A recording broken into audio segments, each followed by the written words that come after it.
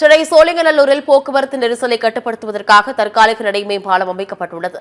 OMR சாலை மத்திய கைலாஷ் முதல் சிறுச்சேரி வரை சுமார் 20 கிலோமீட்டர் தொலைவில் மெட்ரோ ரயில் பணி நடைபெற்று வருகிறது.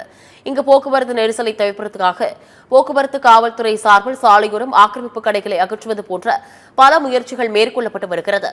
அந்த வகையில் சோழிங்கநல்லூரில் தற்காலிக நடை மேம்பாலம் அமைக்கப்பட்டுள்ளது. இதனால் தற்போது போக்குவரத்து நெரிசல் குறைந்து விபத்துகள் தவிர்க்கப்பட்டுள்ளது. போக்குவரத்து காவல்துறை சார்பில் இது தெரிவிக்கப்பட்டுள்ளது. எல்லா கட் சர்வீஸ் வண்டி அங்கே நின்னுடுது.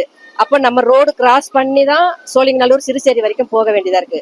பஸ் ரோடு கிராஸ் பண்ணும்போது நிறைய டிராபிக் ஆகுது. டிராபிக் போலீஸ் இல்லாம கூட பப்ளிக் இல்லாம கூட நம்மளே பொறுமையா பஸ்ஸை விட்டு இறங்கி இந்த பாலத்து வழியா போயிட்டு அந்த சைட்ல பஸ் ஏறதுக்கு இப்ப ஈஸியா இருக்குது. இந்த சபை பாலம் எங்களுக்கு ரொம்ப யூஸ்ஃபுல்லா தான் இருக்குது. ரோடு கிராஸ் பண்றதுலாம் கஷ்டமா தான் இருந்தது. மெட்ரோ ட்ரெயின் ஆரம்பிச்சதுக்கு அப்புறமா ரோடு கிராஸ் பண்றதுலாம் ரொம்ப கஷ்டமா தான் இருந்தது. நம்ம கை போடலாம் வண்டியில நிறுத்த மாட்டாங்க. இப்ப இந்த இது போட்டதுக்கு அப்புறம் இந்த பிரிட்ஜ் போட்டதுக்கு அப்புறம் நல்லா தான் இருக்கு.